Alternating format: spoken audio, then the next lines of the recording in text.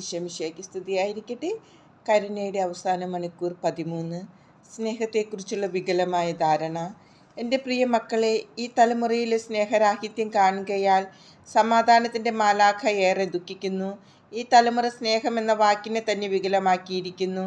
അവർ അതിനെ വ്യക്തിപരമായ താല്പര്യത്തിലോ കൈവശാവകാശ ബോധത്തിലോ അധിഷ്ഠിതമായ ഒരു സ്വാർത്ഥപരമായ അർത്ഥം കൊടുത്തുകൊണ്ടാണ് ഇങ്ങനെ ചെയ്യുന്നത്. കുടുംബങ്ങളിലെ സ്നേഹമെന്നത് അവരവരുടെ സൗകര്യത്തിനനുസരിച്ചുള്ള ഒന്നായി മാറിക്കഴിഞ്ഞു. ദമ്പതികൾ തമ്മിലുള്ള സ്നേഹമെന്നത് ആധിപത്യ മനോഭാവത്തിലും സ്വാർത്ഥതയിലും അധിഷ്ഠിതമായിരിക്കുന്നു.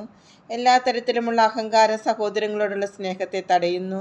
വ്യക്തി താല്പര്യങ്ങൾ കൊണ്ടും ഭൗതിക തലത്തിലുള്ള സുതാര്യതയുടെ അഭാവം കൊണ്ടും സ്നേഹം വികൃതമാക്കപ്പെടുന്നു. എൻ്റെ ദിവ്യസുതൻ്റെ വെളിച്ചം നിങ്ങളിൽ സക്രിയമായിരിക്കുന്നത് സ്നേഹം മൂലമാണ്. അതിനാൽ എൻ്റെ പ്രിയപ്പെട്ട സമാധാനത്തിൻ്റെ മാലാഖ മനുഷ്യരാശിയെ ഓർത്തു വേദനിക്കുന്നു. മനുഷ്യരിൽ ഒരു ഭാഗം എൻ്റെ തിരുസുതനെ തങ്ങളുടെ ഹൃദയത്തിൽ സൂക്ഷിക്കുന്നു. മറ്റു ചിലരാകട്ടെ ദൈവനിന്ദ നടത്തിക്കൊണ്ട് അവനെ വേദനിപ്പിക്കുന്നു. ആത്മീയതയെ നിഷേധിക്കുക എന്നത് ഒരു രോഗമാണ്.